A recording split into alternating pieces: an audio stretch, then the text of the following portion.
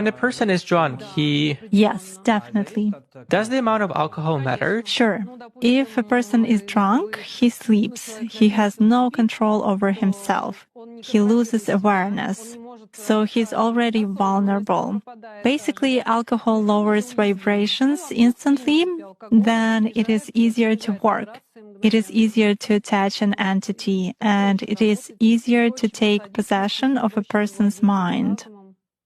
Does it mean that it's more difficult to influence a person if he keeps his thoughts in purity? Yes, absolutely. When faced with various religions, it is very difficult to influence Muslims. They are in a constant connection with the egregore. They do namaz every day and read prayers on a daily basis. They are constantly under some kind of a dome, so it is very difficult to influence them. When you start impacting a person, he begins to address in a prayer. Indeed, many of them are very different from those who come to church only when everything is bad in their life. They come to pray, and then for 5 years they forget about God, some canons, and so on. Muslims, as a rule, passionately believe and passionately give energy to their egregore, and this egregore protects them very well. That's why it is very difficult to work to make any kind of influence on a true Muslim believer.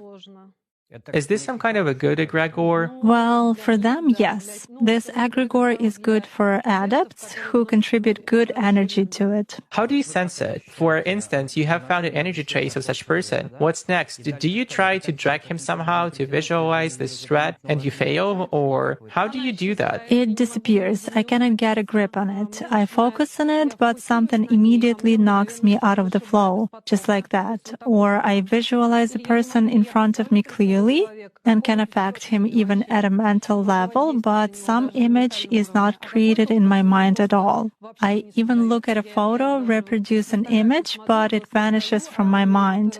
Thus, I can clearly see that a person is covered with something.